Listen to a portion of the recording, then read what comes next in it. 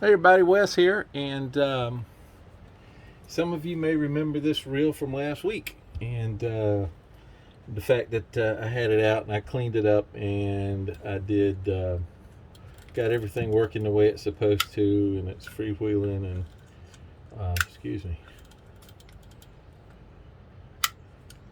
there we go, all those good things, um, and looking good. When this reel came, it was caked with a lot of corrosion, that green corrosion that you see from salt exposure all over it, and I got all that off. Unfortunately, as you can see, it left a lot of pitting behind. Now, the only way to get this pitting off is to sand it down or machine it down. I would probably machine these crossbars, till you get past the pitting and then replate it. Now, that's something I can do. I do have nickel plating equipment here. I can electroplate it. And originally, the owner just wanted this thing put back together so it could be used, really for sentimental reasons. It's a Penn 309 pier. And then he's gotten back in touch with me and said, you know what?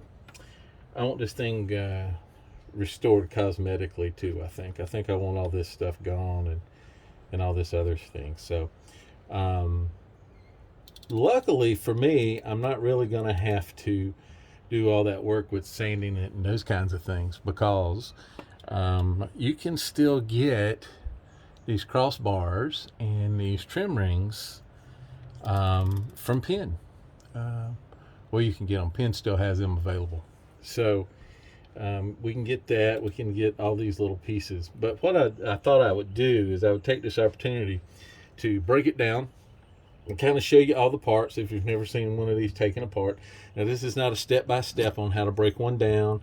It's not a step-by-step on how to repair it. There are some great videos out there on how to work on your reels, and if you want to work on your own reels, I'll be glad to provide you with those links. But if you don't want to work on them, you don't have the time, you don't feel like it, of course, I'd be glad to work on any of your reels. But I thought I would share this with you. So what I'm going to do is I'm going to go ahead and tear it down, show you all the parts, get the parts in my parts containers, and then we'll go from there.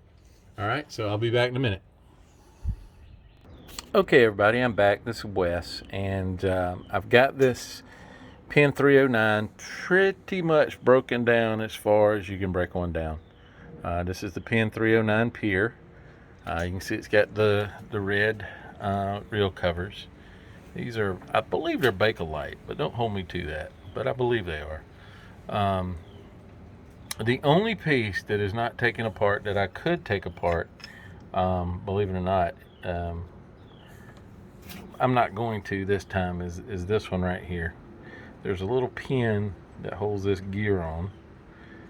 Okay, and you pull that, you get that little pin out and you take it off of the bridge, but I'm not going to do that.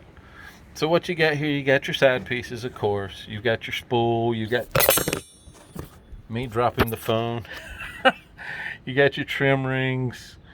You got the bridge. The handle would attach right here, so that would go into this piece. You got your main gear.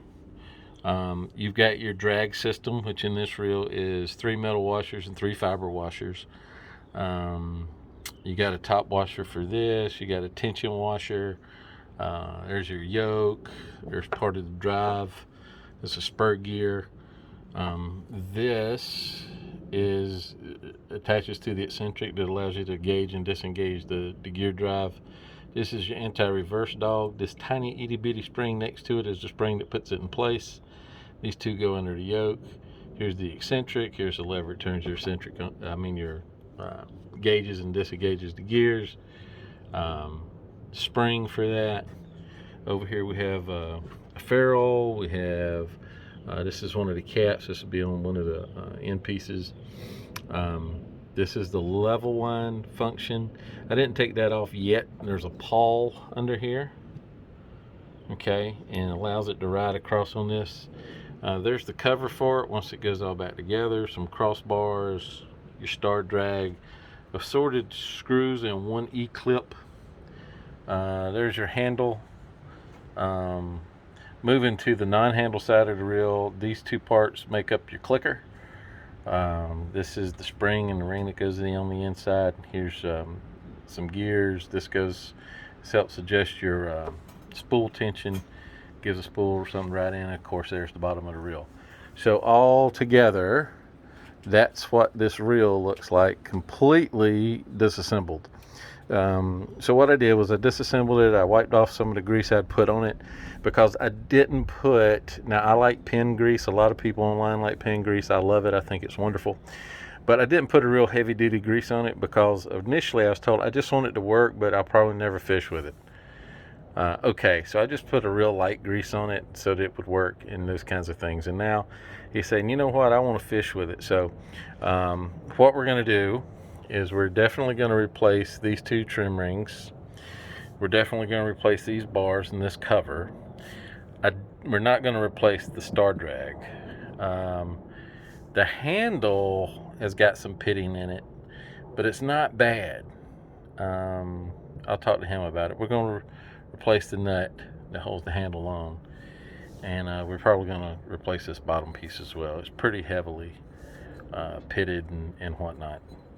I might be able to do something with that, I don't know, but definitely the trim rings, the crossbars, maybe the handle, don't know yet. So anyway, I just thought I'd share that with you guys. I'm going to put all these back in the parts container and seal up the parts container, and kind of wait for some parts to get in, and then we'll put it all back together. I'll show you what it looks like when we're done. We're going to do some work on cleaning these up a little bit more now that it's moved into the realm of restoration, and we'll go that route. But anyway, talk with you later. Thanks a lot.